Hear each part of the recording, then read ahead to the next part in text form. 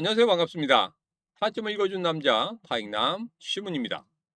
오늘은 제가 쓴 책 리플 부의 대이동 저자직강 두 번째 시간입니다. 오늘도 여러분 딱 10분만 투자하시기 바라겠습니다. 제1부 거시경제에 눈을 뜨다 꼭 알아야 할 필수 경제 용어하고 있죠. 지난 시간에는 인플레이션, 디플레이션 그리고 스태그플레이션에 대해서 알아봤습니다. 오늘은 기준금리, 양적 완화와 긴축, 그리고 유동성에 대해서 알아보도록 하겠습니다. 지난 7월 30일 연준의 기준금리 결정이 있었죠. 매번 우리는 미국의 기준금리 결정에 잠도 못 자고 촉각을 세우면서 보고 있는데 왜 이렇게 잠도 못 자고 확인을 해야 되는지 안 할 수는 없는지 여기서 좀 알아보도록 하겠습니다. 최근에 우리 한국은행도 금리 인상을 했죠. 미국이 3.75, 우리가 2.75로 금리의 격차가 줄어드는 그런 모습이었습니다. 이렇게 미국과 우리나라의 금리의 간격이 줄어들면 돈은 어떻게 움직일까요? 여기서 돈의 유동성을 찾아낼 수 있습니다. 자, 하나씩 살펴보도록 하겠습니다. 첫 번째, 기준금리입니다. 기준금리라는 것은 국가의 중앙은행이 결정하는 금리의 기준이라고도 합니다. 금리가 오르면 자금이 은행 예금으로 흡수가 되어서 투자 시장은 위축되고 금리가 내리면 시중의 유동성이 풀려서 자산 시장이 증가하는 그런 모습을 볼 수 있습니다. 자, 이것을 조금 더 시각화해서 이야기를 해보면 이렇습니다. 한국은행이 금리 인상을 한다. 그러면 은행은 예금 금리를 올릴 겁니다. 그러면 개인 입장에서는 어떻습니까? 투자보다도 예금 이자가 낮다고 생각할 것이고, 그러면 예금 쪽으로 가게 될 겁니다. 그러면 시장의 돈이 어디로 올려 들어갑니까? 그렇죠. 바로 은행으로 빨려 들어갑니다. 그러면 시장의 돈이 적어지겠죠. 그러면 당연히 투자 시장은 위축이 될 겁니다. 그러면 금리 인하가 된다고 하면 반대가 되겠죠. 한국은행이 금리 인하를 한다고 하면 은행은 예금 금리를 낮출 겁니다. 그러면 개인 투자자들 입장에서는 예금보다 투자가 더 낫다고 생각하게 될 겁니다. 그러면 시장의 돈이 어디로 가겠습니까? 투자 시장으로 빨려 들어갈 수밖에 없다는 겁니다. 그러면 시장의 돈이 많아지게 되겠죠. 그러면 당연히 투자 시장이 크게 성장할 수밖에 없다는 겁니다. 이러면 금리가 내려갈 때 불장이 올까요? 아니면 금리가 올라갈 때 불장이 올까요? 그렇죠. 바로 금리가 내려갈 때 불장이 온다. 이렇게 보시면 되겠습니다. 자, 그러면 두 번째 양적 완화와 긴축입니다. 앞전에는 금리로 시장의 돈을 조정했습니다. 자, 그런데 이번에는 그렇게 시장을 조정을 했는데도 제대로 작동을 하지 않을 때 중앙은행이 직접 돈을 풀거나 걷어들이면서 시장의 유동성을 조절하는 그런 정책입니다. 자, 그러니까 기준금리를 내리는 것만으로 경제가 살아나지 않을 때 중앙은행이 필살기로 사용하는 것이 바로 양적 완화다. 이렇게 보시면 되겠습니다. 자, 이것도 첫 번째 양적 완화 경제 부양 이 부분을 좀 보시겠습니다. 중앙은행이 돈을 찍어내서 채권을 사들이는 것.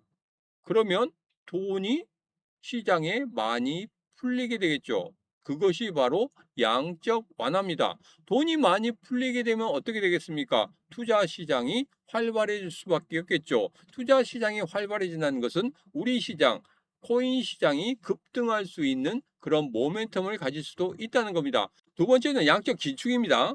양적 완화에서는 중앙은행이 돈을 찍어내서 채권을 사들였습니다. 양적 기축 같은 경우에는 돈을 회수를 해야 됩니다. 그렇기 때문에 이제는 채권을 팔 겁니다. 채권을 팔아서 돈을 다시 한번 중앙은행이 끌어당긴다는 겁니다. 그러면 시장에 돈이 어떻게 되겠습니까? 시장에 돈이 말라갈 겁니다. 그러면 투자 시장에 돈이 들어가겠습니까? 안 들어가겠습니까? 당연히 안 들어가게 되겠죠. 그러면 우리 코인 시장을 예로 들면은 코인 시장이 하락할 수밖에 없을 겁니다. 자, 그래서 양적 완화가 되면 돈이 풀리게 되니까 우리 시장이 상승하는 모멘텀을 가지게 될 것이고, 양적 긴축을 하면 우리 시장 쪽으로 돈이 안 들어오기 때문에 우리 시장이 하락하는 그런 모습을 보이겠다. 이렇게 보시면 되겠습니다.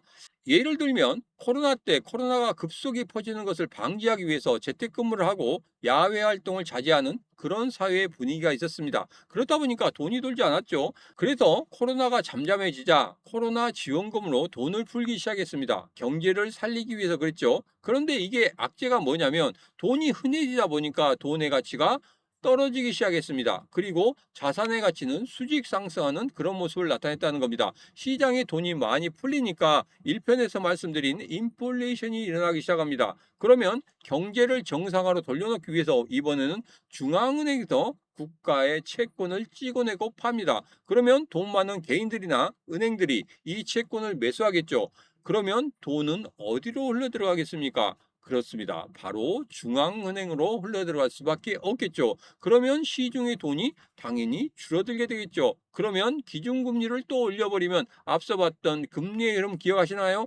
금리까지 올리니 시중의 현금이 더 줄어들 수밖에 없다는 겁니다. 그러면 인플레이션을 완화할 수 있다는 겁니다. 물론 이게 현실에서는 즉각적으로 나타나지 않고 시간이 걸리기는 합니다. 그러나 이론적으로 이렇게 흘러간다는 거 여러분 꼭 아셔야 된다. 이 부분을 다시 한번 강조를 드리도록 하겠습니다. 자, 오늘 마지막으로 볼 것은 유동성입니다. 유동성은 투자 시장을 흐르는 피와 같습니다. 피가 많으면 헌혈을 할 수도 있지만 피가 적으면 헌혈도 못하겠죠. 그러면 피는 돈이고 헌혈은 투자라고 생각하면 더 쉽게 이해할 수 있을 겁니다. 최근 우리 주식시장의 흐름을 보면 고객 예탁금이 어마어마하게 많이 들어왔죠. 그러므로 인해서 어떻게 됐습니까? 9,000포인트까지 미친 듯이 올라갔습니다. 그런 반면에 암호화폐 시장은 돈이 몰리지 않으니까 시장이 지속적으로 하락하는 그런 모습을 보였다는 겁니다. 이것과 같이 돈이 많이 들어와야지만이 어떤 시장이든지 상승하는 흐름을 보일 수 있다는 겁니다. 자, 오늘은 기준금리, 양적 완화와 긴축, 그리고 유동성에 대해서 알아봤습니다.